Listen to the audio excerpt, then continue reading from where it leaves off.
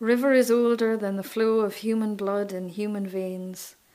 Our early ancestors stared into dark depths and felt its mystery. Like thoughts flowing through the mind, river was sometimes troubled, sometimes serene, uncontrollable, the abode of slippery eels and fish which rose unbidden to the surface. River was the unnamed fear that lies around the bend. Stained by peat or heavy with silt, river was a woman's menstrual flow. Reflected in river were the skies, the clouds, and the sun. When our ancestors drank its water, they drank the firmament above. River was the means of survival and a frequent cause of death, benign, malicious, unpredictable, a natural force to be appeased. And river told the story of life's journey, from birth, through vigorous youth and sedate old age, to final union with the ocean where all rivers become one. Rich with powerful symbols embedded in the human psyche, river runs through our subconscious minds and our dreams.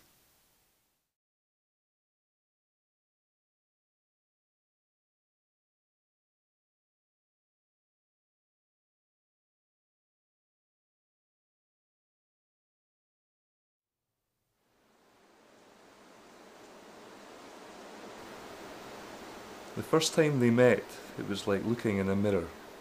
Each saw in the other an identical twin and a complete opposite.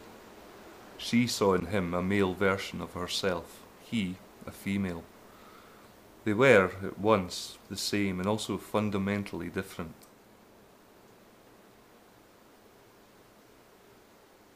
Everyone mistook them for brother and sister. Everyone said they must be brother and sister, and so, because they began to imagine that this was the case, a taboo grew up around them. And that was the reason why they fell in love. He with her, she with him.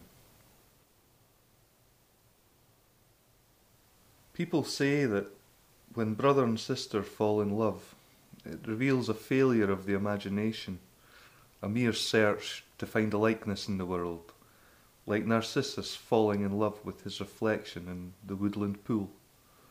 Yet, in their case, it was not like that at all.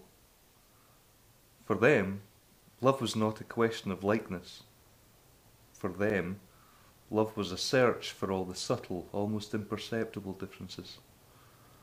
For them, all lovers were twins, searching for what was different, each in the other.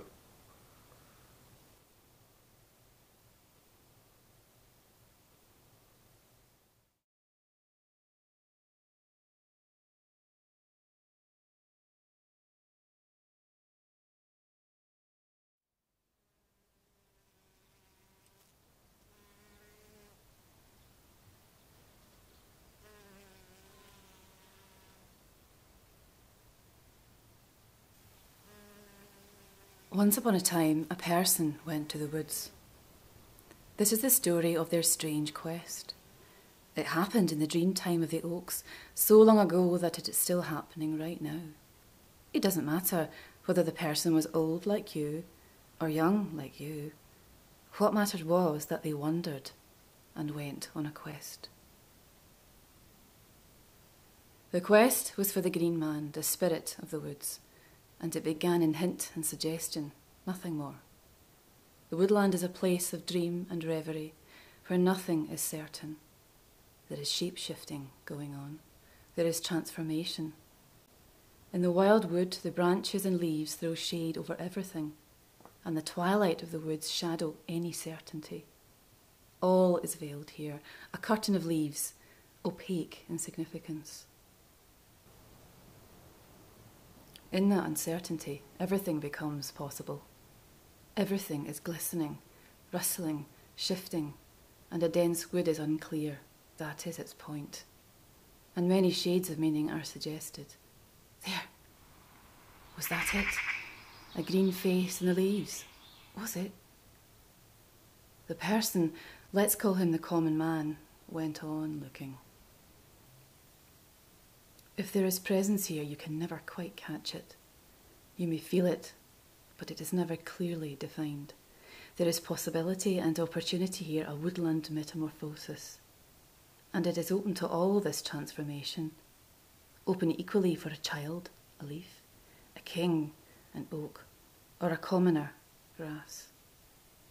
Woodlands spell an essential commonality and equality. The distinctions of class in the city just don't apply here.